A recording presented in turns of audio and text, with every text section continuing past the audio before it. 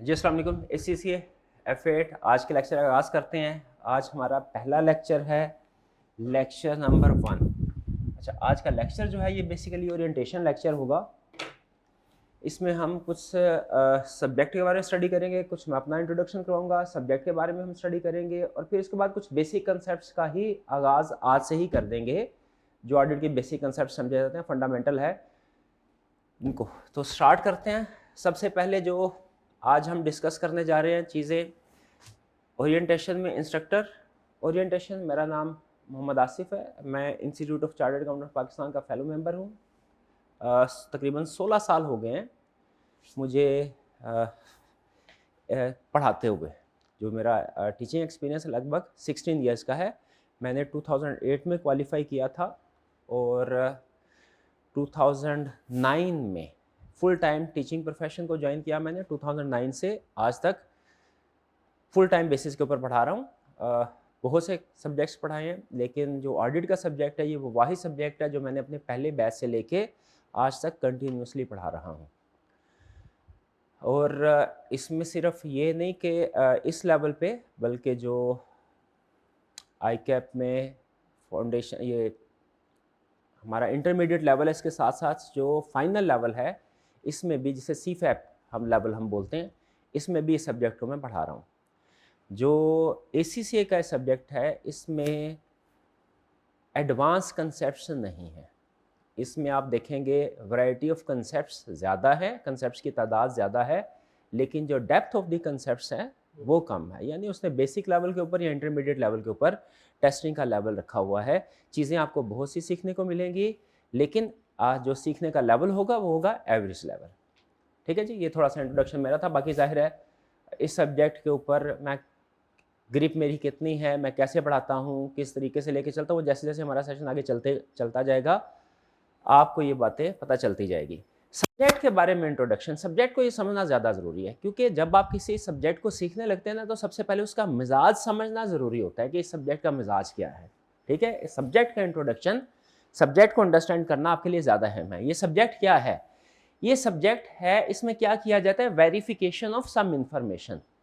ठीक है, इसमें कुछ ना कुछ इंफॉर्मेशन की वेरिफिकेशन की जाती है। चाहिए जो सब्जेक्ट है ये मोस्ट प्रोबेबली आप स्टूडेंट्स के लिए नया होगा, क्योंकि इससे पहले आपने फाउंडेशन लेवल पे जो सब्जेक्ट्स दूसरे पढ़े हैं उनमें अकाउंटिंग के बारे में तो आपने पढ़ा होगा, दूसरे कंसेप्ट, दूसरे सब्जेक्ट्स के बारे में स्टडी किया होगा। मोस्ट प्रोबेबली ऑडिट आके कंसेप्ट्स आपके लिए नए होंगे। कुछ सब्जेक्ट्स ऐसे हैं जिनमें इंट्रोडक्टरी कुछ चीज़ें डिस्कस होती ज़रूर है, लेकिन मोस्ट ऑफ द कंसेप्ट्स जो आप इस सब्जेक्ट में सीखेंगे वो आपके लिए बिल्कुल नए हैं।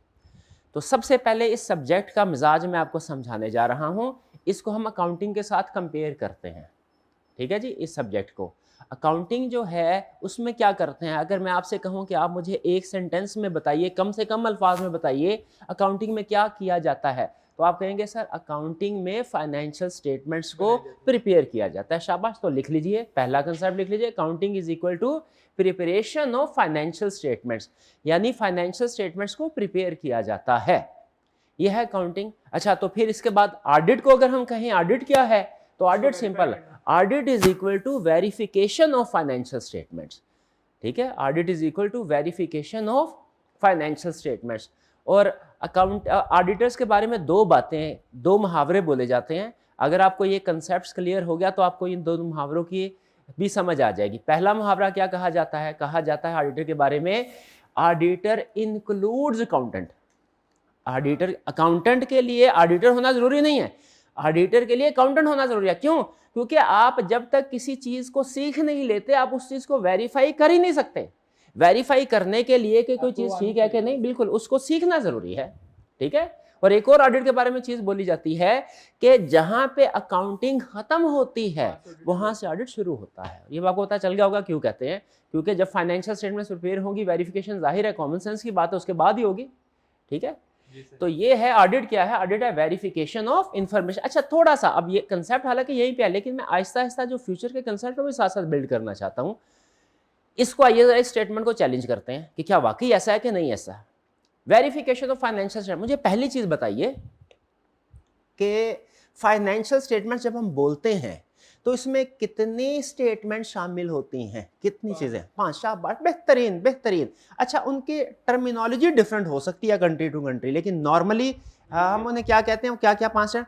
वो है स्टेटमेंट ऑफ फाइनेंशियल पोजीशन, इसको बाज़ औक़ात बैलेंस शीट भी बोलते हैं, statement of comprehensive income, profit and loss account भी कहते हैं, statement of cash flow, change in equity और नोट्स टू द अकाउंट्स। बेहतरीन, शाबाश शाबाश। ये 5 चीजें होती हैं फाइनेंशियल स्टेटमेंट। इसका मतलब है अकाउंटेंट ने ये 5 चीजें प्रिपेयर करनी है, हमने एज ऑडिटर, याद रखें हम इस पूरे सब्जेक्ट में हमेशा ऑडिटर होंगे, हमने इनको वेरीफाई करना है। चलिए, मैं आपसे अभी सिखाया कुछ भी नहीं, मैं ये देखता हूँ। देखें, हम में से आपको शायद ये बात सुन के हैरानगी होगी, आप अपनी लाइफ में ऑडिट करते रहे हैं।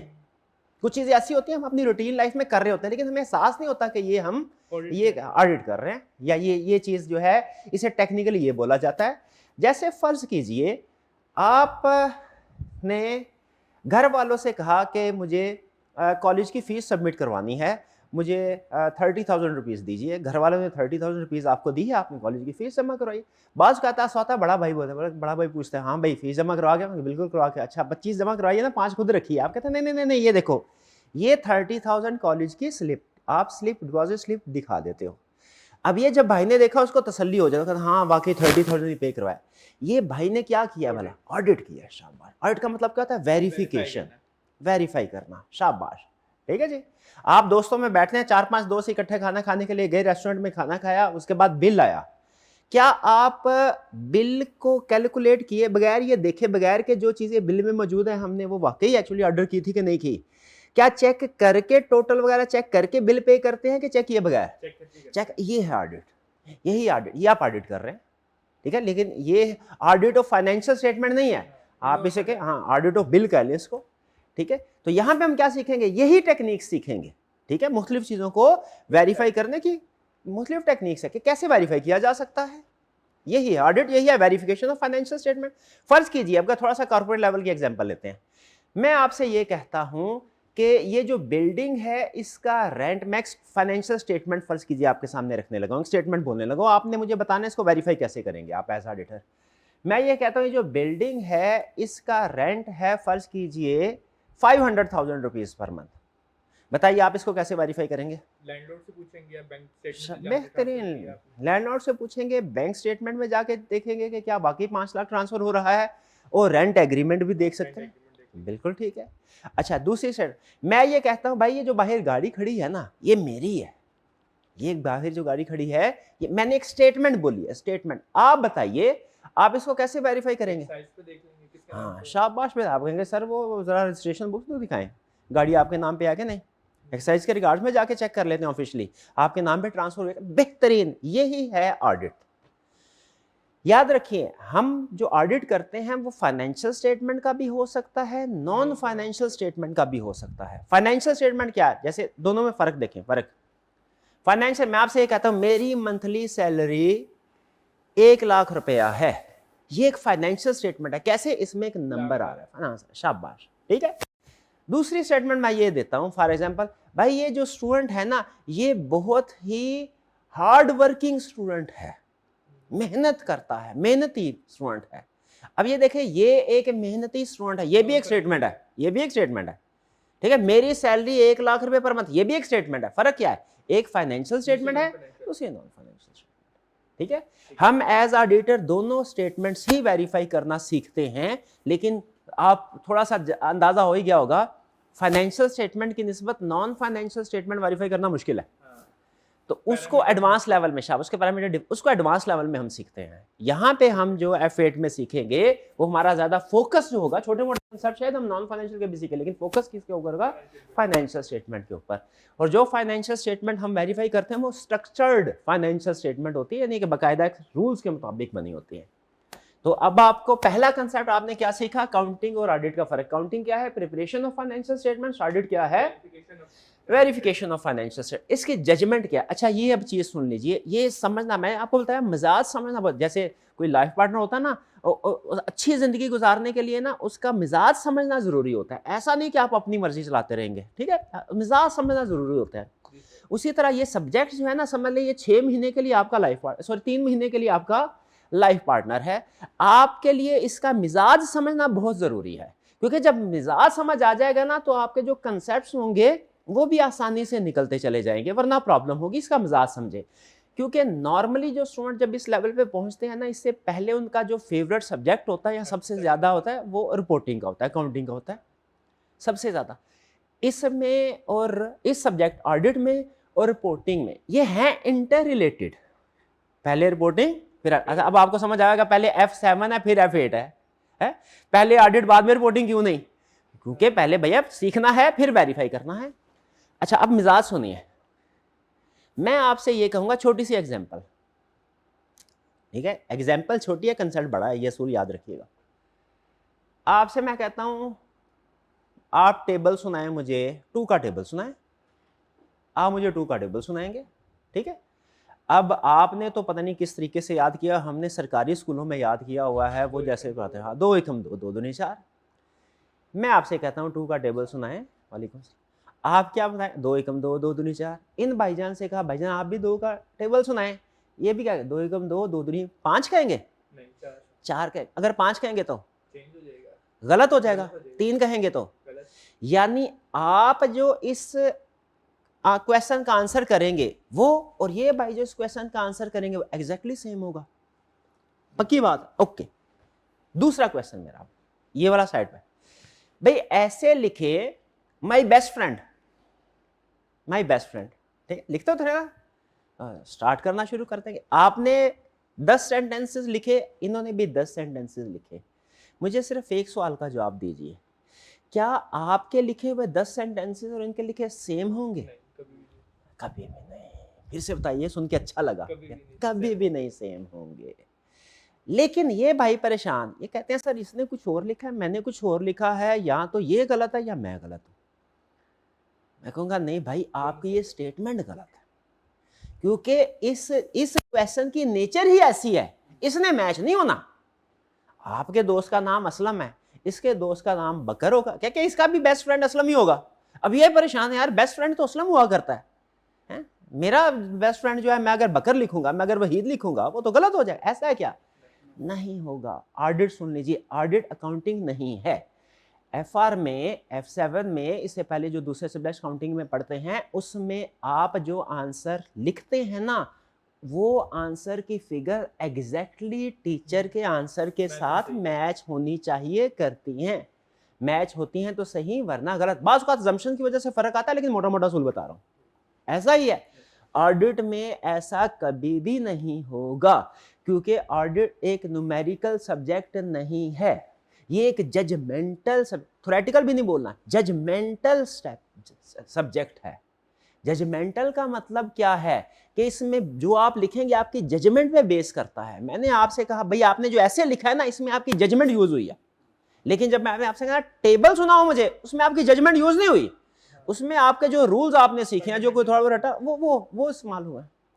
तो ऑडिट में जजमेंट होगी। अब वो प्रॉब्लम सुन ले जो आपको, अगर आपने इसको समझा ना ऑडिट के मिजाज को, तो तंग करेगी। वो क्या है? जब आपको क्लास में पढ़ाया जाएगा, कुछ क्वेश्चन प्रैक्टिस करवाए जाएंगे, केस स्टडी सॉल्व करवाई जाएगी, वो तो आप कर लेंगे।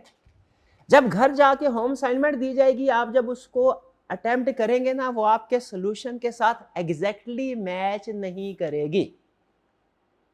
क्यों मैच नहीं करेगी? क्योंकि ये मैथ नहीं है। जब भी फर्क आए ना, आप अपने आप को समझानी है ये बात, क्या ऑडिट जजमेंटल सब्जेक्ट है, ऑडिट मैथ नहीं है। इसमें एग्जैक्ट आपका जो कंटेंट है वो सॉल्यूशन के साथ मैच नहीं होगा। अल्फाज मुख्तलिफ हो सकते हैं, कंसेप्ट सेम होना चाहिए, अल्फाज मुख्तलिफ हो सकते हैं, ठीक है? तो और बात लिख लीजिए कि क्या ऑडिट में, इन auditing words may be different but concept should be same. In auditing words may be different but concepts must be same. concept same है, अल्फाज फर्क भी है, आपने परेशान नहीं होना, आपका आंसर बिल्कुल ठीक है, बिल्कुल ठीक है, ठीक है? तो जब कभी आप केस स्टडी करेंगे, आपका अभी बता रहा हूं, आपका सॉल्यूशन हमेशा जो जैसे सॉल्यूशन है उससे डिफरेंट होगा, अल्फाज डिफरेंट होंगे, आपके अल्फाज उस लेवल को मैच नहीं कर सकते। मैं जो देखें, मेरा अपना नॉलेज है, मेरी अपनी वोकैबुलरी है, मैं अपना सेंटेंस स्ट्रक्चर है, आपका अपना है, आप मेरे लेवल तक नहीं पहुंच सकते, ठीक है। प्रोफेशनल ने हमने कुछ ऐसे टेक्निकल टर्म्स भी सीखी होती हैं बड़ी, तो आप जब बस देखेंगे ना सोल्यूशन मेरा फार्स है, वैसे मैं कोशिश करूंगा मेरा सोल्यूशन इतना टेक्निकल ना हो, सिंपल ही रहे, लेकिन जब देखेंगे ना किसी भी प्रोफेशनल का, आप कहोगे बेहतरीन, कितना खूबसूरत अल्फाज सेंटेंस बनाया, मजा ही आ गया। सर इस तरह का सेंटेंस मेरे से नहीं बन पाता, नहीं बन पाएगा, नहीं बन पाएगा, ठीक है। छोटे 5-6 साल के बच्चे से कहें कि वो एक 20 किलो वाली चीज उठा ले, नहीं उठा सकता। एक जवान बंदा उठा सकता। अब बच्चा क्या टेंशन में आ जाए, मैं तो ये उठा नहीं सकता, मैं इसका मतलब कभी एक अच्छा इंसान नहीं बन सकूंगा, ऐसा क्या? नहीं है भाई, टाइम आएगा आप भी बन जाएंगे। आपका जो कंसेप्ट वैल्यूएशन होगी आपके लेवल के मुताबिक होगी, तो ऐसा नहीं है कि मैथ की तरह काउंटिंग की तरह आपके आंसर एग्जैक्ट मैच करें, नहीं होगा। कंसेप्ट मैच होने चाहिए, कंसेप्ट हम देखेंगे, ठीक है जी। ये नेचर समझ आ गई आपको? नेचर क्या है? जजमेंट। अनलाइक काउंटिंग, काउंटिंग की तरह नहीं है कि आंसर एग्जैक्ट मैच करेगा। आ गया प्री रेक्विजिट क्या है? अकाउंटिंग के कुछ कंसेप्ट्स आपको पढ़ा होना जरूरी है, ठीक है। अगर तो F7 भी पढ़ा तो क्या ही बात है, क्या ही बात है, वो तो फिर आपके लिए काम आसान हो गया। लेकिन अगर F7 नहीं भी पढ़ा ना, साथ साथ पढ़ें, वैसे होना यही चाहिए। F7 और F8 या तो इकट्ठे पढ़ें, या F7 पहले पढ़ लें, या F7 F8 इकट्ठे पढ़ें, बेहतर ही है, ठीक है। अगर आपने F7 नहीं पढ़ा हुआ फिर भी F8 पढ़ सकते हैं, लेकिन समझ लीजिए कि आपको 10% एक्स्ट्रा एफर्ट करनी पड़ती है, 10%, क्योंकि काउंटिंग के कुछ कंसेप्ट्स होते हैं वो फिर हम उनके ऊपर थोड़ी मेहनत ज़्यादा करनी पड़ती है। मैं ये अजम्पशन लेके चलूँगा कि हमारी क्लास में जो स्टूडेंट है उसने F7 नहीं पढ़ा हुआ, पढ़ भी नहीं रहा, और अगर पढ़ा हुआ है तो भूल चुका है, इस अजम्पशन के साथ चलूँगा, ठीक है। लेकिन इससे ऐसा नहीं है कि F7 नहीं पढ़ा हुआ तो F8 दे ही नहीं सकता, ऐसी बात नहीं है। क्यों? अब ये डिपेंड करता है टीचर के ऊपर भी। अगर तो F7 के कुछ कंसेप्ट F8 में है ज़रूर, ये मैं आपको बता दूं, लेकिन वो F8 का टीचर अगर तो आपको वो F7 के कंसेप्ट, अकाउंटिंग के कंसेप्ट ऑडिट में जो इस्तेमाल, अगर ऑडिट में वो सिखा रहा है तो फिर इसका मतलब है आपकी कमी पूरी होगी। लेकिन अगर वो नहीं सिखा रहा तो फिर आपको अलग से पढ़ना पड़ेगा, ठीक है। तो आप जिस टीचर के पास जाए उनसे एक सवाल पूछ लें, ठीक है। ये सवाल नहीं पूछना आपने आइंदा, सर क्या F8 पढ़ने के लिए F7 पढ़ना ज़रूरी है? ऑडिट के टीचर से ये सवाल नहीं पूछना, बल्कि ऑडिट के टीचर क्या सवाल पूछना है, सर आप ऑडिट हमें पढ़ाएंगे, ऑडिट में जो काउंटिंग के कंसेप्ट्स है क्या आप वो भी पढ़ाएंगे? अगर टीचर का आंसर है यस, तो उसका मतलब है F8 पढ़ने के लिए F7 पढ़ने की ज़रूरत नहीं। लेकिन अगर टीचर ने कहा नो भैया, अकाउंटिंग वाले आपका काउंटिंग में ही आप करके आओ, तो फिर आपने क्या करना है, पहले F7 फिर उसके बाद है। भाई बात समझ गए? ठीक है। मैं इस असम्पशन के साथ चलूंगा कि हमारा बच्चा जो इधर बैठा हुआ है उसने F7 नहीं पढ़ा। लेकिन एक चीज़ और मैं आपको बता दूं, अकाउंटिंग के कंसेप्ट में ऑडिट में जो यूज़ होते हैं पढ़ाऊंगा ज़रूर इंशाल्लाह, लेकिन उस तरीके से पढ़ाऊंगा जो ऑडिट में टेस्टिंग है, उस तरीके से नहीं जो काउंटिंग में। छोटी सी एग्जाम्पल सुन लें, मैं आपको एक कंसेप्ट सिखाऊंगा कि जब आपने रीवैल्यूएशन करनी है तो इंटायर क्लास की रीवैल्यूएशन करनी है, अकाउंटिंग का बेसिक कंसेप्ट में शामिल है। ऐसा ही है ना, रीवैल्यूएशन मॉडल आइए 16 रीवैल्यूएशन मॉडल ऑल क्लास, ठीक है। काउंटिंग में मैं सिर्फ इतना बताऊंगा भाई, कुछ को अगर आपने रीवैल्यू किया, कुछ ऐसे को रीवैल्यू नहीं किया तो ये मिस स्टेटमेंट होगी, इतना ये गलत है, इतना अपना। रीवैल्यूएशन की कैलकुलेशन, उसकी adjustments, journal entry, debit credit, defer tax का इम्पैक्ट, ये सारी चीज़ें ये कैलकुलेशन वाली हैं, ये अकाउंटिंग में, ये मैं नहीं सिखाऊंगा ऑडिट में, क्योंकि ऑडिट में अकाउंटिंग के कंसेप्ट सिखाने हैं मैंने, लेकिन किस पॉइंट ऑफ व्यू से, जो ऑडिट में, यानी उन कंसेप्ट्स की बेस पे आप अकाउंटिंग का पेपर नहीं दे सकेंगे। और ये ना आप कहें सर आपकी बात बड़ी अच्छी लगी कि आप हमें अकाउंटिंग भी पढ़ाएंगे तो मैं F8 के में एनरोलमेंट कराता हूँ, F7 का पेपर तो मेरा फ्री में कवर हो जाएगा, नहीं होगा, वो अलग से करना ही पड़ेगा। भाई कुछ बात समझ आई? प्री रिक्विजिट, ओके आगे चलते हैं। डिफिकल्टी लेवल का इजी नहीं, ये तो मुझे लगता है गलत लिखा है, ये तो डिफिकल्ट होना चाहिए, ऐसा है क्या? क्योंकि ये तो ऐसा है जो हम ज्यादातर स्टूडेंट्स के लिए पहली दफा कंसेप्ट पढ़े होंगे इसके। इजी नहीं है ये, सॉरी डिफिकल्ट नहीं है, मॉडरेट भी नहीं लिखा, क्या लिखा है? इजी, लेकिन ये है कंडीशनल।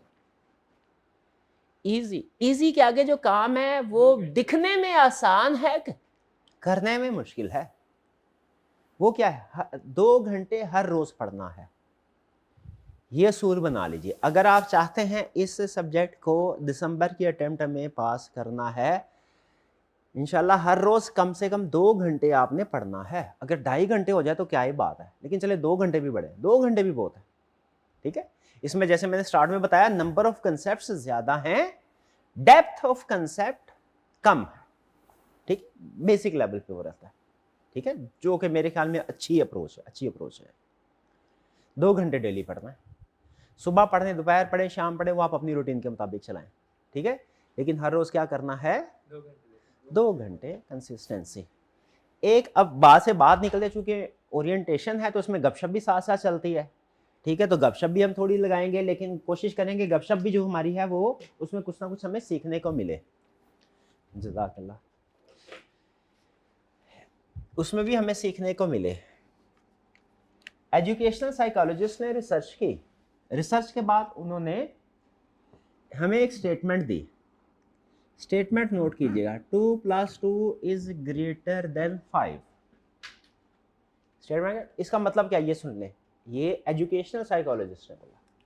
उन्होंने कहा एक बच्चा जो है वो 5 घंटे कंसेक्टिव पढ़ता है, दूसरा बच्चा 2 घंटे पढ़ता है, फिर थोड़ी ब्रेक लेता है, फिर 2 घंटे पढ़ता है, किसकी प्रोडक्टिविटी ज्यादा होगी, लेफ्ट साइड या राइट साइड, लेफ्ट साइड। तो 2 घंटे डेली का मतलब 2 घंटे डेली। इसका ये मतलब नहीं है कि आप पूरे हफ्ते की स्टडी 14 घंटे कर लें, इतवार को कहें सर हक अदा हो गया, हक अदा नहीं होगा। हक अदा कब होगा, रोज का काम रोज पढ़ना है, ठीक है। और इसमें असल मैसेज ये है कि आखिरी महीने का इंतजार नहीं करना आपने, आज से ही समझिए कि आप फुल तैयारी कर रहे हैं, अभी जो करना है, जो आज ही करना है सो करना है। लास्ट मंथ के जो आखिरी 15 दिन हो गए ना आपकी रिवीजन और टेस्टिंग के लिए हो गए, उनमें कोई नया कंसेप्ट आपने नहीं सीखना। आखिरी 15 दिन किसके लिए रखने हैं आपने, सिर्फ और सिर्फ रिवीजन और टेस्टिंग के लिए। उससे पहले सारे कंसेप्ट्स आपने कंप्लीट करने होंगे। आगे चलते हैं जी। डिफिकल्ट अगर आप पढ़ते हैं, ठीक है, आपको लग रहा है कि ये चीज़ गलत है, ये नहीं हो पाएगी, और मुझे लगता है कि आपसे ये नहीं हो पाएगा, ठीक है, देख लें। अगर आप इसको कमिट करते हैं तो मैं इसको कमिट करता हूँ। पासिंग परसेंटेज क्या है, 45%, लगभग, पास्ट स्टैटिस्टिक्स वेबसाइट्स पे मौजूद है, लगभग। अच्छा, 45% अच्छी है, मतलब ओवरऑल देखें ना, अगर कंपैरेटिव ना करें, एक स्टैंड अलोन फिगर के तौर पे देखें, अच्छी है। इसका मतलब है लगभग आधे बच्चे पास हो जाते हैं। और आपको पता है ये क्लास में सारे बच्चे पढ़ने वाले नहीं होते, हर बच्चे के हालात भी एक जैसे नहीं होते, ठीक है, कुछ मसरूफियात होती है, ज़िंदगी है, हर के लिए मुख्तलिफ है, किसी के लिए आसान है, किसी के लिए मुश्किल है, हर बच्चा अपने हालात में एफर्ट कर रहा होता है। तो बहरहाल ये परसेंटेज, लेकिन अगर आप इसे एफ आर के साथ कंपेयर करें तो ये थोड़ी सी डाउन है। और इसकी रीज़न मैंने आपको बताया, एफ आर जो है ना, आप वो सब्जेक्ट, उससे पहले आप बाकायदा पूरे सब्जेक्ट के तौर पे 3 लेवल पे पढ़ चुके होते हैं। हाँ जी, F3 में, उससे पहले फाउंडेशन पे FA1 ऑडिट नहीं पढ़ा होता आपने। इसके कुछ कंसेप्ट अकाउंटिंग के पॉइंट ऑफ व्यू से ना एक सब्जेक्ट में है ज़रूर, लेकिन ऑन दी होल अगर मैं आपको स्टेटमेंट दूँ ना तो आपने सब्जेक्ट नहीं पढ़ा, आपके लिए सब्जेक्ट नया है, समझने में ना कुछ टाइम लगता है। शुरू के 2 हफ्ते आपको शायद प्रॉब्लम होगी, कुछ स्ट्रगल करना पड़ेगी, यार ये क्या क्या कह रहे हैं सर, ये कंसेप्ट कुछ समझ नहीं आ रहा, ये हो क्या रहा है। शुरू के 1.5, तो जब भी कोई नई चीज़ होती है ना, हम ड्राइविंग सीखते हैं, पहले दिन ऐसा तो नहीं ना होता ड्राइविंग में कि भाई ऐसा है कि पहले दिन हम 1 किलोमीटर के हिसाब स्पीड से सीखेंगे ड्राइविंग, दूसरे दिन 2 किलोमीटर, तीसरे दिन, ऐसा नहीं होता। क्या होता है, शुरू के 8-10 दिन तो आपको पता ही चलता रहता है, यार ये किधर है, ये किधर, स्टीयरिंग किधर है, हैंड ब्रेक किधर है, ये रेस किधर है, दूसरी चीज़ पता चलती रहती है। 7-8 दिन, 4-5 दिन तो इसी में गुजर जाते हैं। फिर उसके बाद समझ आती है ना जब, तो फिर आप एक 10-20 क्या 40-50 भी चले जाते हैं। तो ये एक चीज भी याद रखिएगा, हमारी लर्निंग जो है वो आगे मैंने कहीं लिखा हुआ है ए शेप्ड होगी, ये बात आपको रियलाइज करना जरूरी है, क्योंकि कहीं ये इमेज ना बने कि सर शुरू में स्लो करवाया है, एंड में भागम भाग करवा दिया है। लर्निंग हमेशा खास तौर पे हमारे सब्जेक्ट में होगी ए शेप, ये लगभग समझ ए बना हुआ है, ए की तरह मिलता जुलता है, ए शेप्ड है। अगर मैं आपसे कहूं कि भैया मुझे ये इसके 2 हिस्से किए, आप यहां पे खड़े हैं, पॉइंट ए पे पहुंचना है आपने पॉइंट सी पे,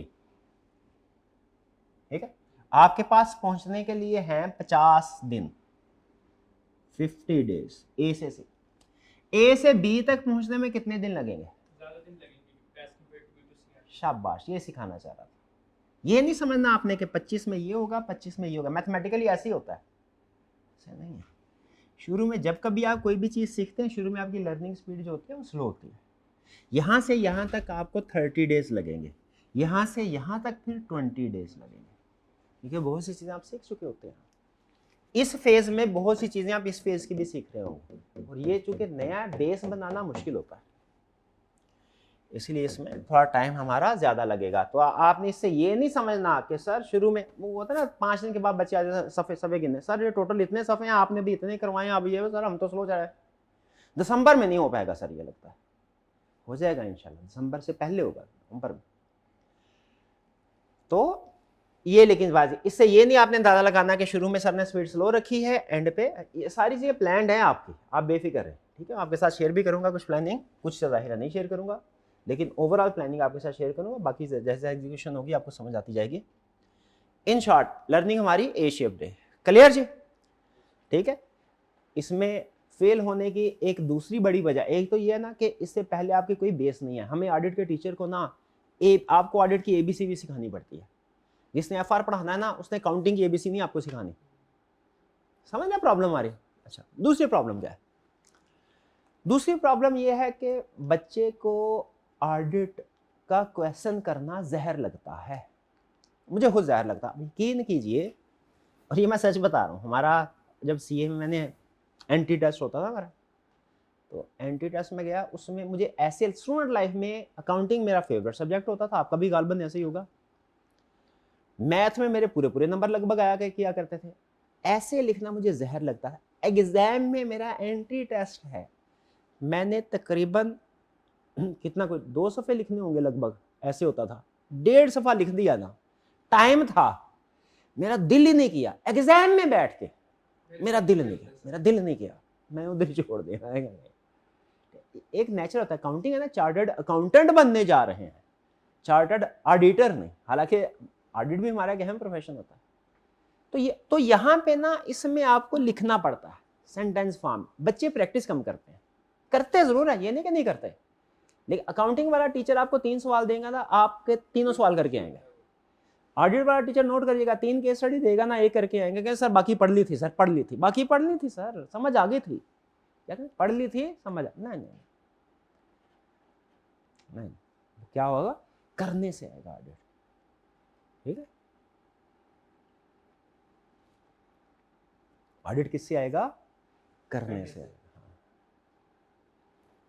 10% ऑडिट आएगा आपको सुनने से, 90% ऑडिट आएगा करने से, ये ज़हन में रखिएगा। तो जो केस स्टडी आपने चाहे 100% क्लासेस ले लें, रिटर्न असाइनमेंट नहीं की ना आपने, एग्जाम में पास नहीं हो, मुश्किल है, ये तो नहीं कहता मैं, दावा तो नहीं करता मैं, लेकिन पास होना मुश्किल है। नॉलेज आपके पास, आपको फील क्या होगा मैं आपको बताता हूँ। जिन स्टूडेंट्स ने, इंटेलिजेंट स्टूडेंट जो क्लासेस सारी लेते हैं, कंसेप्ट को समझ भी जाते हैं, लेकिन रिटर्न प्रैक्टिस नहीं करते, एग्जाम में जाते हैं, कहते हैं सर पता चल रहा था क्या पूछ रहा है, इसका आंसर क्या है ये भी पता चल रहा था, उसको लिखना कैसे है ये नहीं पता चला, लिखा नहीं, पता नहीं चला स्टार्ट कहां से करे सर, ये नहीं पता चल रहा। क्यों भाई, जो हाथ आपका 3 महीने नहीं चला, एग्जाम में बैठ के कैसे चलेगा? नहीं चलेगा, ठीक है। तो ये बड़ी प्रॉब्लम, 2 बड़ी प्रॉब्लम है फेलियर की। एक, आपका कंसेप्ट्स आपको थोड़ी सी स्टार्ट में मेहनत ज़्यादा करनी पड़ती है, क्योंकि बेसिक कंसेप्ट्स नहीं है, 0 से स्टार्ट करना हमने इस सब्जेक्ट के कंसेप्ट्स को। और दूसरा रिटन प्रैक्टिस, तो रिटन प्रैक्टिस आपने ज़रूर करनी है। 1 घंटे, ये 2 घंटे जो मैंने आपसे कहा है ना, इसमें 1 घंटा मैंने आपका रिवीजन के लिए रखा हुआ है कि जो कुछ क्लास में पढ़ा घर जाके रिवाइज करना है, और 1 घंटा आपके लिए प्रैक्टिस का रखा हुआ है। समझ आ गई बात? ओके, कोई क्वेश्चन यहाँ तक? चेक पॉइंट, आगे चलते हैं। पेपर पैटर्न क्या होगा इसमें? गुड न्यूज़ आपके लिए, गुड न्यूज़। पेपर 2 सेक्शन होंगे, section A section B. Section A 30 marks, section B 70 marks. भाई दोनों में फर्क क्या है? सेक्शन ए होगा आपका ऑब्जेक्टिव टाइप, समझ लीजिए 30 मार्क्स के ऑब्जेक्टिव टाइप क्वेश्चन है, 3 क्वेश्चंस होंगे बड़े, ठीक है। 3 को, उनमें एक क्वेश्चन जो है वो 2 मार्क्स का होगा और MCQs टाइप का होगा। टाइप्स में वेरिएशन है, लेकिन अभी मैं फिलहाल डिटेल की तरफ नहीं जा रहा, आपको ओवरव्यू दे रहा हूँ। इन शार्ट पेपर के दो हिस्से हैं, एक 30 नंबर का हिस्सा 70 मार्क्स का, 30 मार्क्स में ऑब्जेक्टिव टाइप क्वेश्चन टिक करने होंगे पूरे नंबर। इसमें 2 नंबर का एक मल्टीपल चॉइस। फॉर एग्जांपल आपने अगर इसमें से 11-12 भी कर दिए तो 22 से 26 मार्क्स आपके आसानी से आ सकते हैं इसमें। एक रीजनेबल स्टूडेंट के 22 प्लस मार्क्स आसानी से इसमें आ सकते हैं। तो इसका मतलब है बाकी 70 मार्क्स में से आपने लगभग 30 मार्क्स लेने हैं। तो इसमें अच्छी परफॉर्मेंस, और इसके लिए ज़रूरी क्या है, सिलेक्टिव स्टडी नहीं करनी। सिलेक्टिव स्टडी दुनिया की कोई प्रोफेशनल एग्जामिनेशन बॉडी जो है सिलेक्टिव स्टडी नहीं करवाते, इनकरेज ही नहीं करते। तो हम भी सिलेक्टिव स्टडी नहीं कर, हाँ ये ज़रूर होगा, ये ज़रूर होगा, हाँ ये चीज़। और वो मैं किस बेस पे डिसीजन करूंगा, जिस दिन मेरा अच्छा होगा मूड उस दिन मैं ज़्यादा पढ़ाऊंगा, जिस दिन अच्छा नहीं होगा मूड कम। ऐसा होगा क्या, किस बेस पे होगा? फिर बताएं, आप प्रोफेशनल, आप बताएं किस बेस पे होना चाहिए, किस लेवल की वो टेस्टिंग कर रहा है, किस लेवल की टेस्टिंग कर रहा है, किस तरह का क्वेश्चन है, ठीक है, चैप्टर में कितने कंसेप्ट हैं, ठीक। और 70 मार्क्स का होगा, उसमें 3 बड़ी केस स्टडीज आएंगी। ये objective type question 30 marks. 70 marks वाले पोर्शन में 2 तरह के क्वेश्चन होंगे, एक को हम कहते हैं रिप्रोडक्शन रटे वाला सवाल, एक को हम कहते हैं case study scenario based question. वो दोनों होंगे, ठीक है। इसका मतलब है कुछ चीजें आपने याद भी करनी होगी, बाकी जजमेंट है, केस स्टडीज भी है। लेकिन जजमेंटल पता है कौन सी है? पर्सनल जजमेंट नहीं, प्रोफेशनल जजमेंट कौन सी है? जो कि सीखी सिखाई जाती है। आपको बताया जाएगा कि आपने किस तरीके से, आपको सोचना सिखाया जाएगा।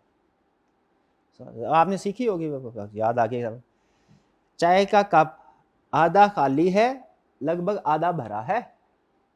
वो क्लासिक एग्जांपल है, ग्लास वाली एग्जांपल। जो होता है ऑप्टिमिस्ट, वो क्या कहता है? ग्लास आधा भरा है।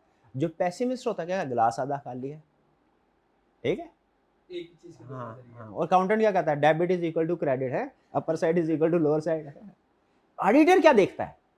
ऑडिटर हमेशा याद रखे नेगेटिव चीज के ऊपर फोकस करेगा। ये सोच ऑडिटर की, ये हर आगे कंसेप्ट आना है उसमें आपको बताना है। नेगेटिव चीज ऑडिटर हमेशा देखेगा ग्लास आधा खाली है, ये देखेगा ग्लास आधा भरा हुआ। आप मुझे ये बताएं, हमें एक दूसरे के बारे में अच्छा गुमान रखना चाहिए, ऐसा ही है? ऑडिटर को नहीं रखना चाहिए। कुछ प्रोफेशन की डिमांड ऐसी होती है, ऐसे गंदे काम भी करने पड़ते हैं। काम तो अच्छा है, करना गंदे तरीके से। वो कैसे भला, वो कैसे? मुझे ये बताएं, अगर एक इंस्पेक्टर है पुलिस वाला, कहीं में मर्डर हो गया, वहां पे गया, क्या वो सबके बारे में उसे अच्छा गुमान रखना चाहिए? ये तो भाई है उसका, ये तो उसका कजन है, ये तो उसका हमसा, ये तो उसका बचपन का दोस्त है, ये तो कोई मर्डर कर ही नहीं सकता। ऐसे सोचना चाहिए क्या? ऐसे सोचेगा तो मुजरिम तो। अब देखे फिर क्या सोचना चाहिए उसे? कोई भी मुजरिम हो सकता है, ऐसे इस माइंडसेट के साथ। अच्छा, एक अहम चीज, जब इस माइंडसेट के साथ काम करेगा ना, तो 9 केसेस में वो गलत साबित होगा, लेकिन 10वें केस में वो सही साबित होगा, क्योंकि हर बंदा तो मुजरिम नहीं है ना। देखिए माइंडसेट क्या है, हर बंदा मुजरिम हो सकता है, लेकिन हर बंदा मुजरिम होता तो एक ही है। लेकिन उस एक को पकड़ने के लिए माइंडसेट जरूरी है। अगर आप हर एक को क्लीन चिट देते रहेंगे ना स्टार्ट में, मुजरिम नहीं पकड़ सकेंगे। इसलिए जब आपने वेरिफिकेशन करनी है एज ऑडिटर, तो हर ट्रांजैक्शन के बारे में सोचना है, इसमें मिसस्टेटमेंट हो सकती है, निकलेगी नहीं सब में, निकलेगी 1-2 में, लेकिन जो 1-2 में मिसस्टेटमेंट है उसको डिटेक्ट करने के लिए जरूरी है आप इस माइंडसेट के साथ सोचे। क्या? सब पे शक करो। इसको बोलते हैं स्केप्टिसिज्म, प्रोफेशनल स्केप्टिसिज्म। तभी ऑडिटर के जाने से हाइलाइटिंग में चीज होती है सब पे। हाँ ऐसा ही है, ऐसे ही है, ठीक है। लेकिन हर नहीं डरा होता। हमारा एक क्लाइंट था, आपके जब ट्रेनिंग में जाएंगे ना, तो आप सोच रहे होंगे अब ये गपशप वाला शुरू हो गया सीन। आप सोच रहे होंगे कोई बड़ी कंपनी होनी चाहिए, कोई स्पायर जैसी, कोई होंडा जैसी, कोई नेस्ले, इस टाइप की कंपनी है। हम दुआ करते थे, या अल्लाह कोई थकी कंपनी में प्लानिंग हो जाए, जिसकी कोई चीज़ ठिकाने पे ना हो। क्यों भला? प्रैक्टिस भी ज़्यादा होती है, ये भी होता था असल वजह। और इससे भी बड़ी वजह जो होती थी वो ये, जब हम जाते थे ना, मतलब नेस्ले टाइप कंपनी में ऑडिट करने के लिए, उधर चार्टर्ड अकाउंटेंट बैठे होते, उनका सिस्टम ठीक होता था, वो लिफ्ट ही नहीं कराते थे वो हमें। उन्हें कोई चीज़ मांगने, वो कहते सर आपके साथ डेडलाइन एग्री हुई है, उस डेडलाइन पे आपको ये चीज़ मिल जाएगी बस। जब छोटे क्लाइंट पे जाते थे ना, वो उसको पता था यार हमने गड़बड़ काम ठीक नहीं किया, वो खातिर तवाज़ा ऐसी करता था। एक क्लाइंट मुझे आज तक याद है, उसमें हमारी टीम थी और क्लाइंट ने एक बंदे की ड्यूटी लगाई हुई थी, क्या ऑडिटर है ना, इसका मुंह खाली नहीं रहना चाहिए। उसकी कोई घंटे बाद चाय आ रही है, कभी दूर से कह रहा है सर कॉफ़ी, सर बेहतरीन कॉफ़ी इस इलाके की मशहूर कॉफ़ी, कभी कहा सर मौसम बड़ा अच्छा था, मैंने कहा आपके लिए समोसे लेके आऊँ, पिज़्ज़ा, पता नहीं याशी उसने कोई कराई एंड तक, काम उसने साहब का ही किया हुआ था। लेकिन हम लोग एक्सपर्ट होते हैं, हम कहते हैं ठीक है चला लेंगे काम। तो ये होता है बात बात। लेकिन बहरहाल स्केप्टिसिज्म जो है वो हमने हर जगह पे अप्लाई करना है, हर जगह पे। इवन आपके मुल्क की टॉप लिस्टेड कंपनी के ऑडिटर है, वहां पे भी गलती हो सकती, याद रखें, हो सकती है, वाकई हो सकती है। और जो थोड़ा सा आपका क्लाइंट है उधर तो चांस ज्यादा। बहरहाल चलिए, ये पेपर स्ट्रक्चर समझ आ गया। तो मुझे बताइए आपका जो पेपर आएगा उसमें कितने सेक्शन होंगे? दो। ठीक है, फर्स्ट सेक्शन 30 मार्क्स है, उसमें किस तरह का क्वेश्चन आएगा? Objective type. अच्छा बाश। और सेकंड 70 मार्क्स का, उसमें 3 क्वेश्चंस होंगे। हर क्वेश्चन के अंदर कोई पार्ट रिप्रोडक्शन का होगा, कोई पार्ट केस स्टडी का होगा। जैसे अमूमी तौर पे 3 पार्ट्स होंगे, 2 पार्ट्स रिप्रोडक्शन के होंगे, 1 पार्ट डिटेल केस स्टडी का होगा। ठीक है। और ओवरऑल इस सब्जेक्ट के बारे में मैंने क्या बताया, ये लेंथी है लेकिन कंसेप्ट्स इजी लेवल पे है। डन जी। आगे चलते हैं, कुछ क्विक सजेशंस आप लोगों को दे रहा हूं, जल्दी से। चीजें आपको पता है लेकिन फिर भी बताना जरूरी होता है।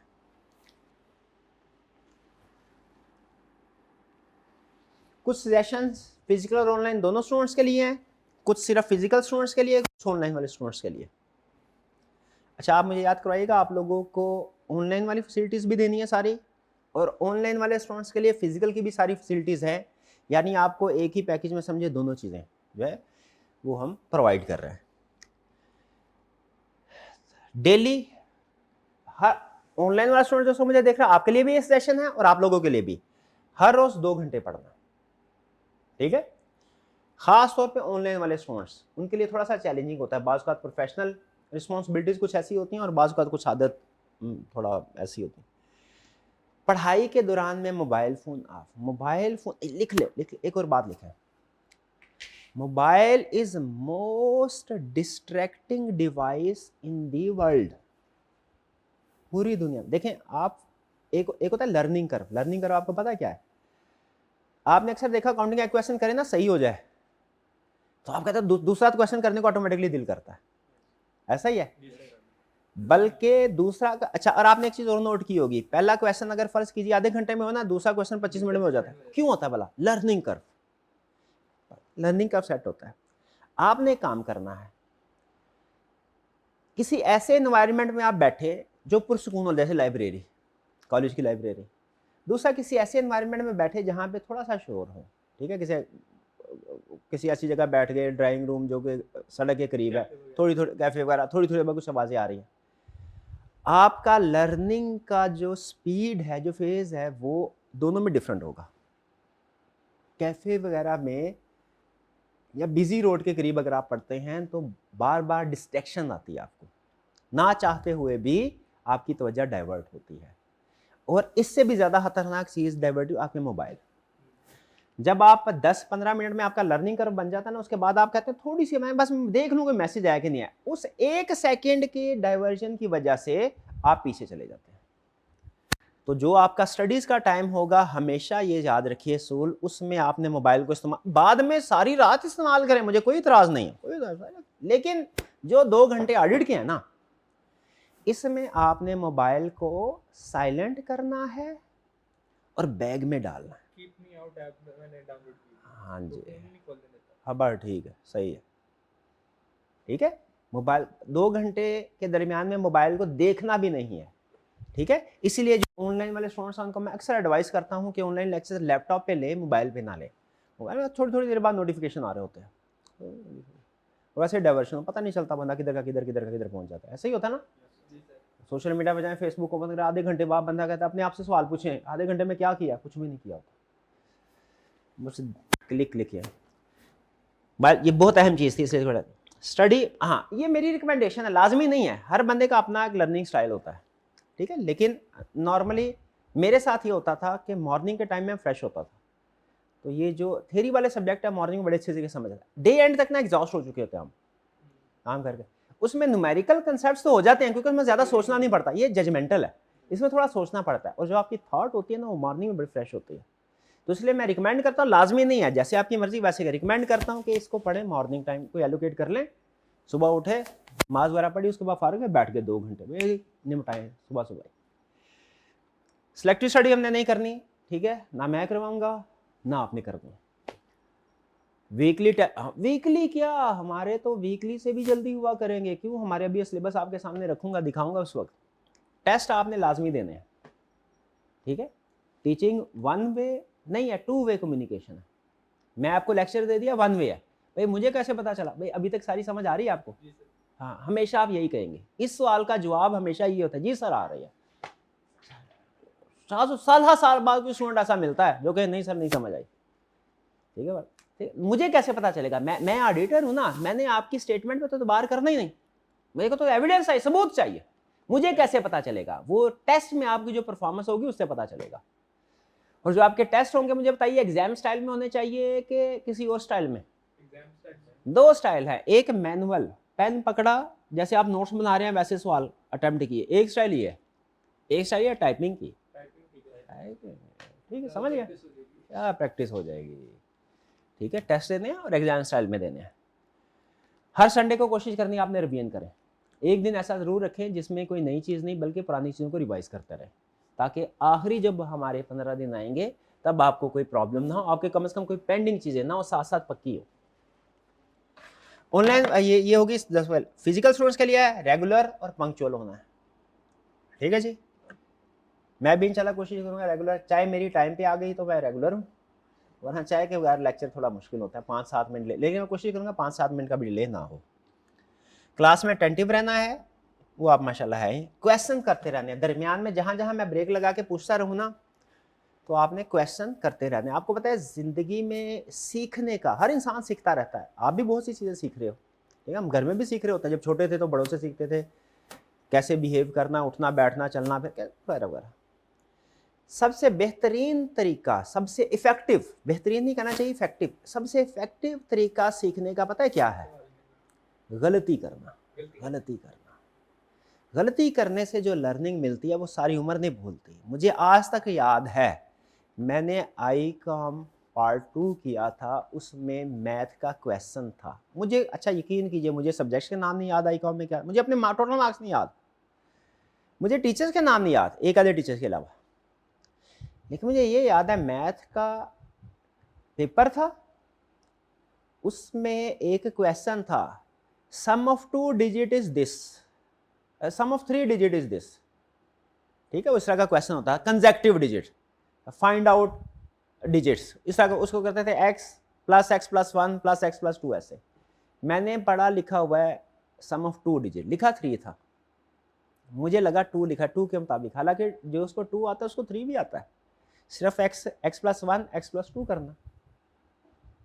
मुझे नंबर कटे 50 में से 44 मार्क्स, 6 नंबर इस क्वेश्चन के कटे थे, मुझे आज तक याद है। और जब मुझे बाहर आके पता चला ना, मेरा दिल किया कि मैं सुसाइड कर लूँ, इतना आसान है, उस वक्त कितनी फीलिंग, ऐसी मेहनत की होती है, इस तरह की गलती हो जाए, ये जो याद होता है, ठीक, गलती मुझे आज तक याद है, क्यों, मैंने गलती की। तो गलती करने में, गलती करना बुरी बात नहीं है, ये याद रख, जानबूझ के नहीं करनी चाहिए, जानबूझ के नहीं करनी चाहिए, वरना गलती हो जाए बुरी बात नहीं है, इससे कुछ ना कुछ सीखने को मिलता है, लेकिन इसमें बाज़ का नुकसान हो जाता है। जो दूसरा इफेक्टिव तरीका है सीखने का वो क्या है, दूसरों ने जो गलतियां की है ना उनसे सीखे, और जो आपका उस्ताद होता है ना वो अपनी गलतियों से या जो दूसरे स्टूडेंट ने की होती है गलती आपके सामने रखता है, उससे हमने सीखना है, ठीक है जी। आपको पता है आपके वेबसाइट के ऊपर कुछ रिसोर्सेज है, हाँ ACCA में, बिल्कुल, उसमें पास्ट पेपर हैं, सोल्यूशन है, उसमें कुछ पेपर चेकर के कमेंट्स होते हैं, एग्जामिनर कमेंट्स कि क्या क्या गलतियाँ की, वो ज़रूर पढ़ा करें, वो गलतियाँ होती हैं जो आपके सीनियर ने की हैं, आपने उनको अवॉइड करना है। तो दूसरा तरीका है क्वेश्चन पूछना है, या तो खुद गलती करके सीख ले, या आप अगर चाहते हैं खुद गलती करके ना सीखे तो क्वेश्चन करने, क्वेश्चनिंग करना गुड थिंग है या बैड थिंग है? गुड थिंग, ठीक है। बाज़ औक़ात मैं आपके क्वेश्चन को आंसर करूँगा डिटेल में, बाज़ औक़ात ब्रीफली करूँगा, डिपेंड करता है वो क्वेश्चन की नेचर के ऊपर, क्योंकि चलते चलते बाज़ औक़ात एडवांस का कोई कंसेप्ट जो है ना उससे रिलेटेड सवाल आपके जहन में आ जाता है। उसको ज़रा मैंने बाद में बताना है। सेलेक्ट हॉस्टल, ये उन बच्चों के लिए होता है जो हॉस्टल में रहते हैं। हॉस्टल सिलेक्शन भी ध्यान से करनी चाहिए अगर आप फिजिकल स्टूडेंट हैं। ऑनलाइन वाले स्टूडेंट्स के लिए क्या सजेशन है? सबसे मोबाइल ऑनलाइन के लिए आपने मोबाइल इस्तेमाल ना करें, लैपटॉप यूज़ कीजिए, कंप्यूटर यूज़ कीजिए। स्क्रीन भी बड़ी होती है। टीवी पे मूवी देखने का मज़ा आता है कि सिनेमा स्क्रीन? क्यों भला? वाइड बड़ी स्क्रीन। तो खुद बताया लेक्चर देखने का मज़ा कहाँ आएगा? तो मूवी देखनी है तो सिनेमा स्क्रीन बेहतर है, और लेक्चर देखना है तो मोबाइल से भी काम चल जाएगा। नहीं चलता, लैपटॉप। ठीक है, लेक्चर डेली लेना है और रेगुलर स्पीड पे लेना है। ये नहीं कि सर तो बहुत स्लो पढ़ाते हैं, सर मैं ज़रा स्पीड डबल कर लेता हूँ जल्दी निबट जाएगा। नहीं यार, मूवी कभी देखी है आपने ये डबल स्पीड के ऊपर? नहीं मज़ा आता। बोल तो देखी नहीं होगी, नहीं मज़ा आता। 1.5 में भी नहीं मज़ा आता। ऐसे है ना। तो इसीलिए आपने लेक्चर ऑनलाइन में स्टूडेंट्स ने रेगुलर, आपकी तो मजबूरी है, आप तो स्पीड बढ़ा नहीं सकते मेरी, है कोई बटन ही नहीं ऐसा। ठीक है, और फ्लेक्सिबिलिटी ऑनलाइन वाले स्टूडेंट के पास क्या फ्लेक्सिबिलिटी है? लेक्चर्स अवेलेबल होंगे पहले दिन से लेके आखिरी दिन। आज का लेक्चर आपके पास एग्जाम डे तक अवेलेबल होगा। ये फ्लेक्सिबिलिटी है आपके लिए। सारे लेक्चर्स आपके पास एग्जाम डे तक अवेलेबल होंगे। जब चाहे जो चाहे लेक्चर जितनी दफ़ा चाहे देखें सुने, कोई प्रॉब्लम नहीं है। लेकिन इस फ्लेक्सिबिलिटी को मिस यूज़ नहीं करना। मतलब मिस यूज़ करने का मतलब क्या है? अब लेक्चर आ तो गया है, एग्जाम डे तक रहेगा, मैं कल सुबह देख लूँगा। सुबह देखा, नहीं मूड नींद आई हुई है, मैं ज़रा सोच दोपहर को देखूँगा।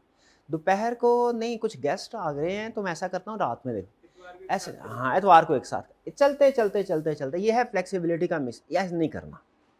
रोज़ का रोज़ कुछ भी हो जाए। जैसे फिजिकल वाले स्टूडेंट्स हैं ना, आप लोगों को टेंशन होती है भाई क्लास में ना पहुंचे और सर ने निपटा देना पड़ा। और ये मैं आपको बता रहा हूँ, मैंने लेक्चर करवा देना है क्लास में, चाहे कोई स्टूडेंट ना हो, लेक्चर मैंने करवा देना। भाई मेरी डेडलाइन है, मैं कितना को आगे लेके जाऊँगा तो प्रॉब्लम हो जाएगी। लेक्चर मैंने करवा देना। तो इसीलिए कोशिश करनी है ऑनलाइन स्टूडेंट्स ने डेली लेक्चर ले, नागा ना करें। कोर्स कवरेज ये मैंने आपको बता दिया। लर्निंग ए शेप्ड होगी। लेक्चर की तकरीबन 21 नवंबर का टारगेट हमने रखा है। 21 नवंबर तक ये आपका गालबन 1 दिसंबर से पेपर स्टार्ट हो रहे हैं ना, तो 21 नवंबर तक 10 दिन आपके पास होंगे। उससे पहले भी 21 नवंबर से पहले भी कुछ हम टेस्ट वगैरह रखेंगे उसके लिए 3-4 दिन। तो लेकिन बहरहाल 21 नवंबर आपकी डेडलाइन ये आपने नोट कर लेनी है। 10 दिन आपके पास होंगे रिवीजन के लिए, टेस्टिंग के लिए। लेकिन हमारी कोशिश होगी कि 21 नवंबर से पहले आपकी रिवीजन और टेस्टिंग भी करवा दें, ताकि इसमें आप कंफर्टेबल फेज में हो। नंबर ऑफ आवर्स होंगे 75, लेक्चर्स होंगे 50। फ़र्क क्यों है? एक लेक्चर 1.5 घंटे का होगा लगभग। ठीक है, लेकिन ये बहरहाल प्लानिंग है, इसमें हो सकता है कुछ वेरिएशन आ जाए, ऊंच नीच हो जाए। बाज़ औक़ात ऐसा होता है कि कभी नहीं, टीचर जजमेंट है ना, कभी नहीं मूड थका होता है, तबीयत ख़राब होती है, बंदा कहते हैं चलो 1 घंटे में निपटा दो। कभी ऐसा भी होगा। कभी ऐसा होगा कि केस स्टडी खुल गई, अब आपके क्वेश्चन आना शुरू हो गए हैं, तो लेक्चर 2 घंटे में भी चला जाएगा। वो ऊंच नीच होगी, लेकिन प्लान ये है। ठीक है जी। स्टडी मटेरियल कौन सा होगा? 2 स्टडी मटेरियल।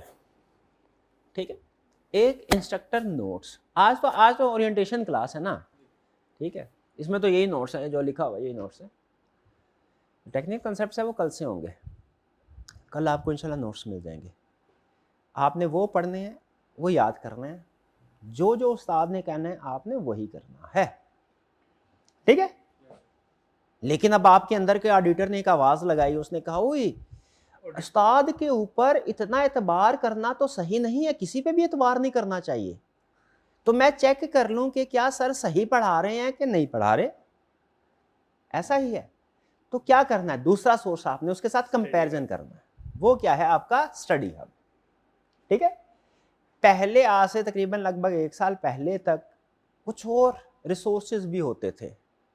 ठीक है, वो जाहिर है रजिस्टर्ड पब्लिशर्स होते थे ACCA के साथ, कैप्लान BBB वगैरह उनकी बुक्स होती थी। उसके अलावा पुराने और भी होते थे। GTG होता, GTG का नाम नहीं सुना होगा आपने। GTG होता था, फिर 1-2 और भी होते थे। तो लेकिन अब BBB और कैप्लान यूज़ करने की कोई ज़रूरत नहीं है। आपके टीचर्स यूज़ करते हैं, हम लोग यूज़ करते हैं वो, लेकिन सिर्फ इसलिए मैच करने के लिए। अच्छा कोई चीज़ रह गई, ये क्वेश्चन इस तरीके से भी किया जा सकता है, ताकि आप लोगों को वो प्रैक्टिस बता दी जाए। आपके पढ़ने की ज़रूरत नहीं है।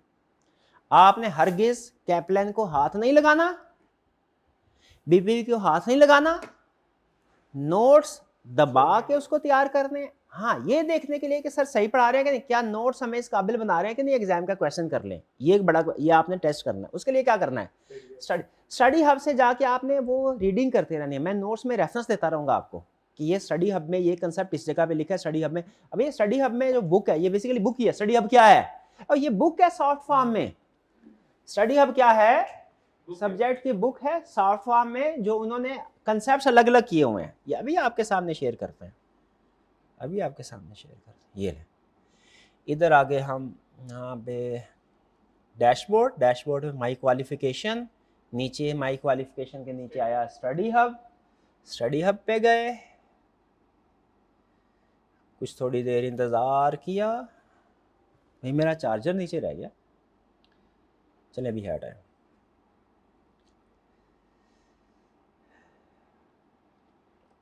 आ जाओ आ जाओ आ जाओ आ जाओ आ जाओ आ जाओ।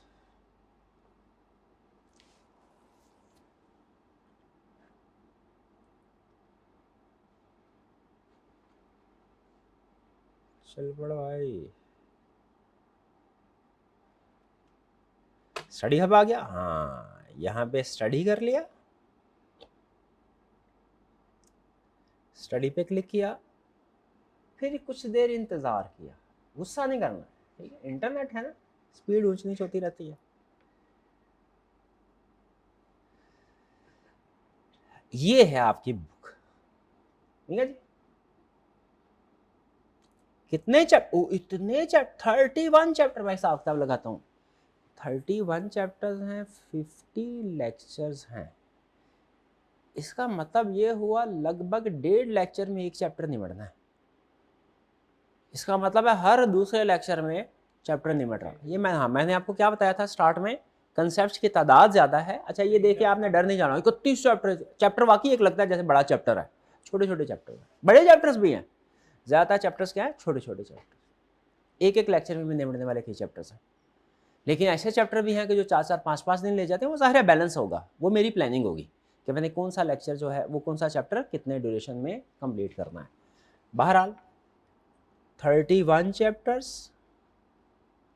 जब आप किसी भी चैप्टर पे क्लिक करेंगे, जैसे फ़र्ज़ कीजिए कि हमने क्लिक किया एक चैप्टर के ऊपर, बड़े वाला चैप्टर देखते, ये ऑडिटर्स रिपोर्ट, इसमें देखिए ये सब कंसेप्ट है 30.1, 30.2, चैप्टर 30, उसका पहला कंसेप्ट, उसका दूसरा कंसेप्ट, उसका तीसरा। लेफ्ट साइड पे ये कंसेप्ट, राइट साइड पे ये डिस्कशन है कि इस चैप्टर के इस कंसेप्ट में ये डिस्कशन मौजूद है।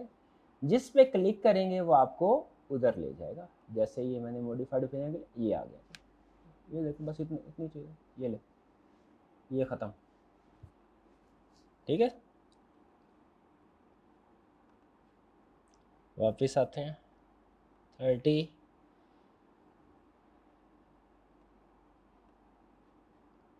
सर्कमस्टेंसेस, ओहो ये आ गई। इससे आगे करते जाएंगे तो मज़ीद कंसेप्ट्स आते जाएंगे। जैसे ये एरो है ना, क्लिक करें, आपको पता ही होगा, लेकिन ज़ाहिर चीज़ें जो है ना वो एक दफ़ा बताना, फॉर्मली बताना ज़रूरी होती हैं।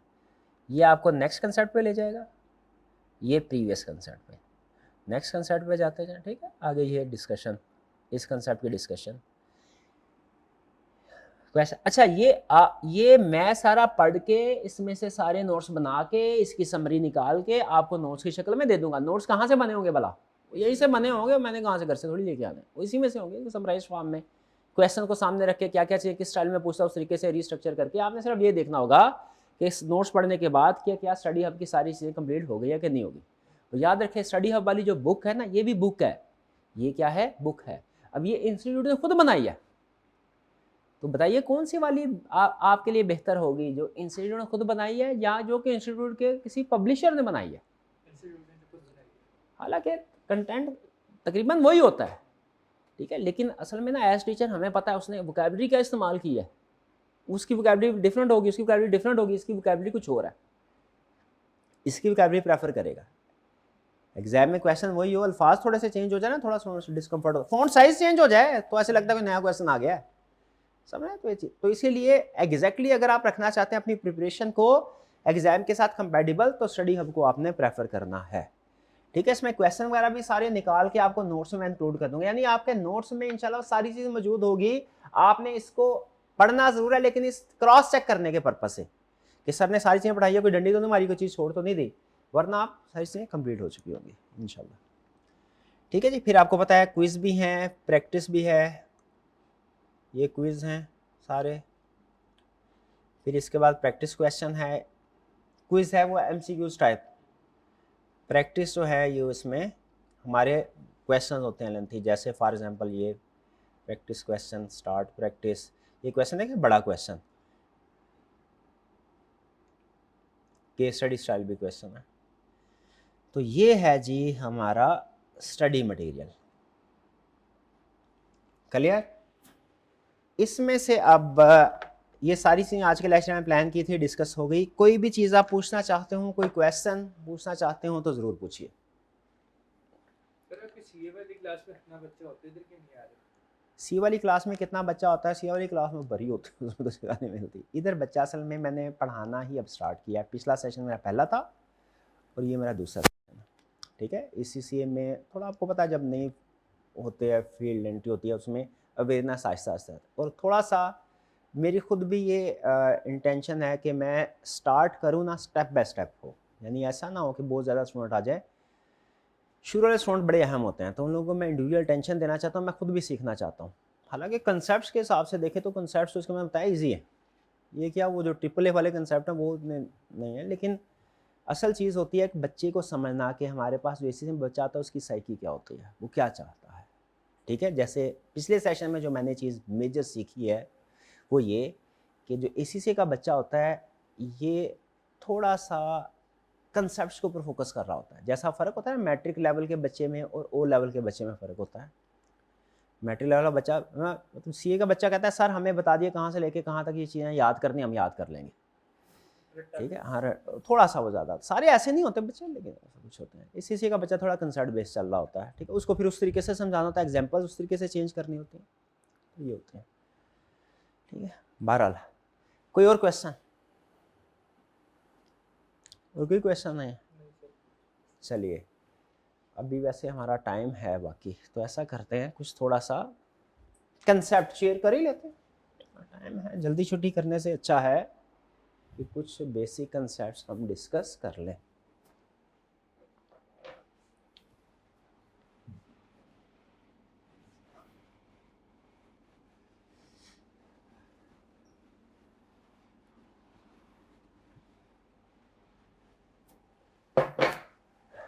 ऑडिट का स्टार्ट, ओरिजिन, स्टार्ट कैसे हुआ? ऑडिट प्रोफेशन दुनिया में आया कैसे?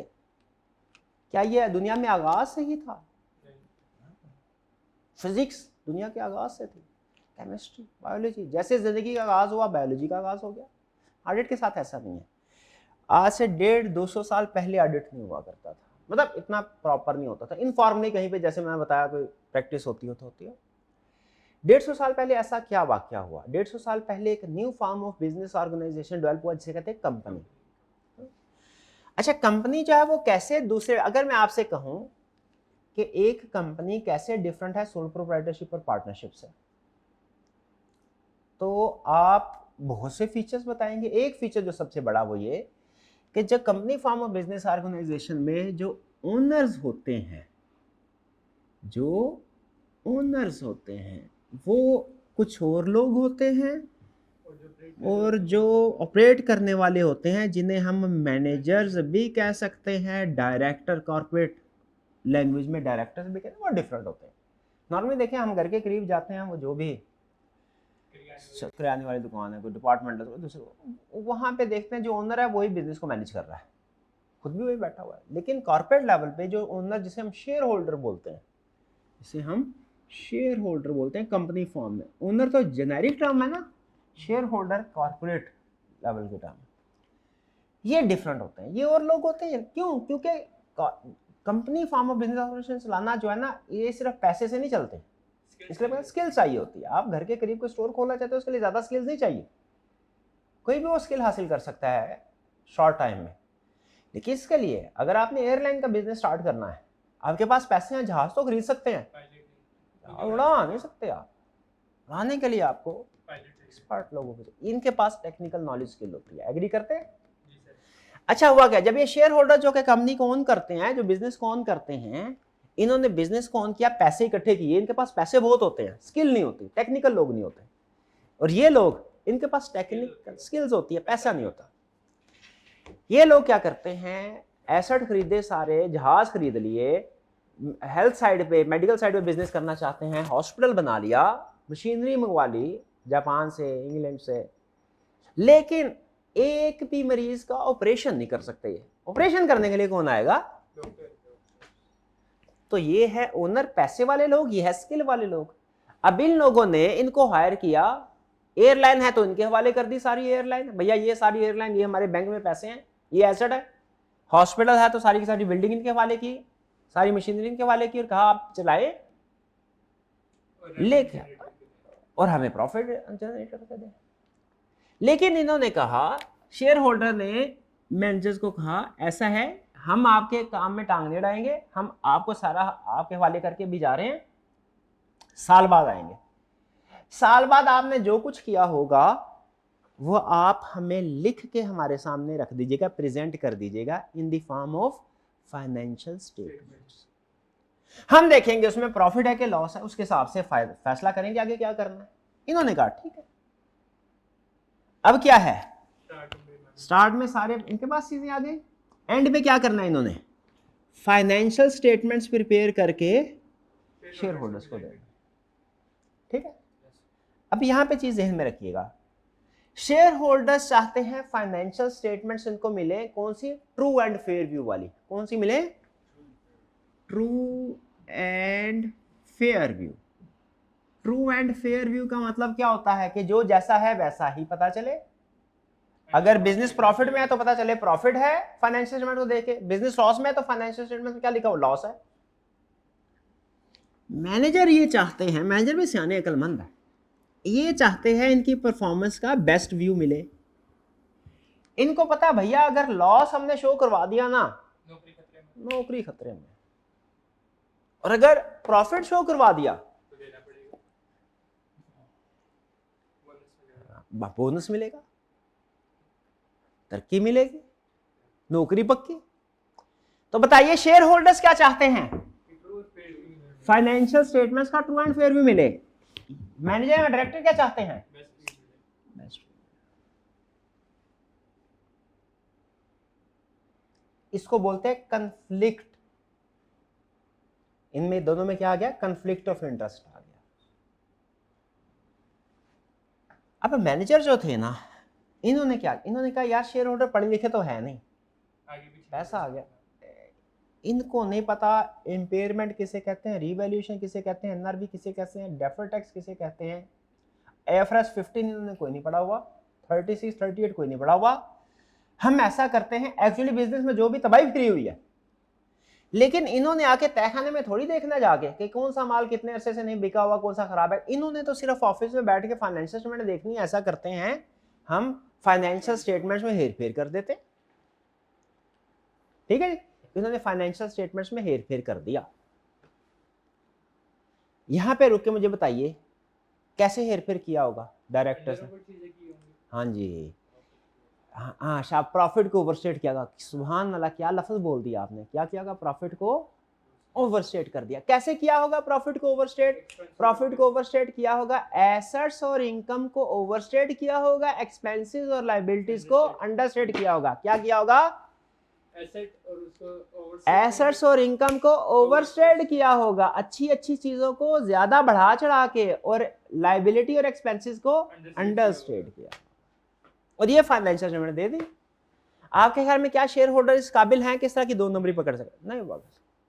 साल तक इनके साथ फ्रॉड होता रहा इस तरह। अब आप बताइए, आप शेयर होल्डर्स आपके पास पहुंच कहने लगे कि मशवरा तो दो, हमें कोई गड़बड़ लग रही है, मशवरा दो, क्या करें? क्या मशवरा देंगे आप? आपने मशवरा दिया, हाँ जी, आपने मशवरा दिया, आपने कहा भाई ये जो फाइनेंशियल स्टेटमेंट्स आपको दे रहे हैं ना, जिन्हें हेर फेर है, यहां से ऑडिट प्रोफेशन इजाद हुआ। कैसे? आपने कहा आप चेक नहीं कर सकते, कोई मसला नहीं, ऐसा करें कि कोई ऐसे थर्ड पार्टी को अपॉइंट कर ले। किसको? थर्ड पार्टी को अपॉइंट कर ले जो मैनेजमेंट की बनाई हुई फाइनेंशियल स्टेटमेंट्स को पहले खुद चेक करे और फिर आपको रिपोर्ट दे क्या कि ये फाइनेंशियल स्टेटमेंट सही है कि गलत, और अगर गलत है तो इनमें क्या प्रॉब्लम है। इस सुपरमैन को क्या कहते हैं भला? ऑडिटर। ऑडिटर का काम क्या होता है? ऑडिटर मैनेजमेंट की बनाई हुई फाइनेंशियल स्टेटमेंट्स को चेक करता है और फिर एक रिपोर्ट बना के शेयर होल्डर्स को देता है जिसमें लिखा होता है कि फाइनेंशियल स्टेटमेंट सही है कि गलत, और गलत है तो क्या गलती है। इसे ऑडिट रिपोर्ट बोलते हैं। इस बंदे को क्या कहते हैं? ऑडिटर। और इसको क्या कहते हैं? Audit report. तो मुझे बताइए आपके सामने कौन सी ऑप्शन बेहतर है? ऑप्शन ए के फाइनेंशियल स्टेटमेंट्स बगैर वेरिफिकेशन के शेयर होल्डर के पास जाएं, या ऑप्शन बी के फाइनेंशियल स्टेटमेंट वेरिफिकेशन के बाद? Option B. इस फाइनेंशियल स्टेटमेंट को कहते हैं ऑडिटेड फाइनेंशियल स्टेटमेंट्स, जिनका ऑडिट हुआ होता है। ठीक है जी। ये था हमारा basic concept, origin, start, audit शुरू कैसे हुआ। ठीक है। हाँ, ऑडिट बाय। अब आहिस्ता आहिस्ता ऑडिटर की इतनी मशहूरी होना शुरू हुई, शेयर होल्डर तो बड़े खुश ऑडिटर से। अब ऑडिटर ने इस आने के बाद जब ये काम किया ना, ऑडिटर ने दुनिया में एक अपना दोस्त पैदा किया, एक दुश्मन।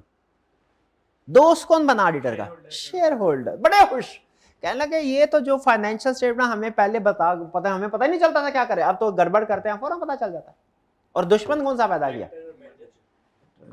ये खुश नहीं है इनसे। ठीक है, इनको डर लग रहा है कि भाई हमारी 2 नंबरियां पकड़ी जा रही है सोचे। लेकिन बहरहाल चूंकि हम जो जाहिर है शेयर ओवरऑल देखिए हमारा रोल है तो पॉजिटिव ही कि हम फाइनेंशियल में जो एक गलत चीज जो हो रही है उसको हम आइडेंटिफाई कर रहे हैं। तो इसलिए शेयर होल्डर ने बड़ी तारीफ की, इन्होंने अपने दोस्तों को बताया, दोस्तों ने उसके दोस्तों को बताया। आहिस्ता आहिस्ता इतना ये इसका करैक्टर जो है लोगों ने ग्लोरीफाई किया, इतना इसकी अहमियत बढ़ी कि अब ज्यादातर कंट्रीज में ये रिक्वायर्ड बाय लॉ है ऑडिट करना। पाकिस्तान में भी, यूके में भी, यूएसए में भी, सारे कंट्रीज में बड़ी कंपनी, हर कंपनी के लिए, हर बिजनेस के लिए ऑडिट रिक्वायर्ड नहीं है, लेकिन जो बड़े बड़े बिजनेसेस हैं उनके लिए ऑडिट रिक्वायर्ड बाय लॉ है। जो ऑडिट रिक्वायर्ड बाय लॉ होता है उसे कहते हैं स्टैट्यूटरी ऑडिट, जो रिक्वायर्ड बाय लॉ नहीं होता नॉन स्टैट्यूटरी ऑडिट। लेकिन याद रखें कि दुनिया में कुछ बिजनेस ऐसे भी हैं जिनके लिए ऑडिट करवाना रिक्वायर्ड नहीं है, लेकिन स्टिल वो ऑडिट करवाते हैं। क्यों भला? हाँ, अपने फायदों के लिए। वो फायदे क्या है वो हम स्टडी करेंगे आगे। क्लियर होगी ये बात? शाबाश। तो स्टैट्यूटरी ऑडिट क्या है? जो रिक्वायर्ड वाला हो। नॉन स्टैट्यूटरी ऑडिट क्या है? नॉट रिक्वायर्ड वाला हो। लेकिन दुनिया में अगर ऑडिट रिक्वायर्ड वाला नहीं भी है ना, फिर भी कुछ बिजनेस ऑर्गेनाइजेशन करवाते हैं, उसके अपने एडवांटेजेस। डन? चलिए, अगर बात समझ आ गई तो एंड पे 2-3 छोटे छोटे क्वेश्चन पूछता हूं ताकि मुझे पता चले कंसेप्ट बिल्ड हो गया और कल को मैंने यहां से कंसेप्ट को आगे लेके चलना है। पहला सवाल मेरा, ऑडिट है, ऑडिट इंगेजमेंट या ऑडिट प्रोजेक्ट जो है इसको हम कहते हैं यह है वेरिफिकेशन ऑफ फाइनेंशियल स्टेटमेंट। पहला सवाल मेरा, इस ऑडिट इंगेजमेंट में कितनी पार्टीज इन्वॉल्व होती हैं? 3। कौन कौन से? शेयर होल्डर हो गया, दूसरा मैनेजमेंट हो गया, तीसरा ऑडिटर। शाबाश शाबाश, बिल्कुल ठीक, करेक्ट। मैनेजमेंट की रिस्पॉन्सिबिलिटी क्या है? फाइनेंशियल स्टेटमेंट्स प्रिपेयर करना, जो ट्रू एंड फेयर भी वाली। मैनेजमेंट की रिस्पॉन्सिबिलिटी क्या है? फाइनेंशियल स्टेटमेंट्स प्रिपेयर करना, सही वाली। ऑडिटर की रिस्पॉन्सिबिलिटी क्या है? उसे वेरीफाई करना। शाबाश, बेहतरीन 2 सवाल। तीसरा सवाल, मैनेजमेंट का कौन पॉइंट करता है? ऑडिटर का कौन पॉइंट करता है? Share holder. आखिरी सवाल, अब छोटी सी केस स्टडी, मैं अपना पॉइंट ऑफ व्यू आपके सामने रखता हूं, आपने बताना है ट्रू है कि फॉल्स है। मेरा ये ख्याल है कि ऑडिटर को मैनेजमेंट का दोस्त होना चाहिए, क्योंकि उनका दोस्त होगा तो मैनेजमेंट ने जो गड़बड़ की होगी उसको आसानी से बता देंगे। ऐसा है क्या? उसके साथ मिलकर और गड़बड़ करेंगे। उसके साथ मिलकर और गड़बड़ करेंगे। इसीलिए हमारा एक अहम रूल होता है जिसे कहते हैं independence. Independence. Auditor must be independent of management as well as shareholder. Auditor को मैनेजमेंट से क्यों इंडिपेंडेंट होना चाहिए? क्योंकि अगर इसका रिलेटेड होगा तो मैनेजमेंट के साथ मिलकर शेयर होल्डर से फ्रॉड करेगा। ऑडिटर को शेयर होल्डर से क्यों इंडिपेंडेंट होना चाहिए? क्योंकि अगर इसका नहीं होगा तो इनके साथ मिलकर गवर्नमेंट के साथ फ्रॉड कर सकता है। इसीलिए रूल क्या है, ये लिख ले, बहुत अहम रूल है, इसको भी लिखें। Auditor must be independent of management as well as shareholders. Government का क्या? टैक्स, प्रॉफिट कम, टैक्स कम, आ गया क्या नहीं? और भी बड़ी गेम्स होती हैं। अभी तो चूंकि आपको छोटी छोटी बेसिक एग्जांपल से कंसेप्ट समझाने से मैं ज्यादा डिटेल एग्जांपल नहीं दे रहा, लेकिन टैक्स वाली एग्जांपल से बात समझ आ गई ना कुछ कि कैसे फ्रॉड कर सकते हैं। ये है जी, आज के लिए इतना काफ़ी है। अभी कल यहाँ से कंसेप्ट उठाने हैं, यहाँ तक कोई प्रॉब्लम, कोई कंफ्यूजन? अच्छा मुझे ये बताएं, क्या आपको चीज़ें समझ आ रही है?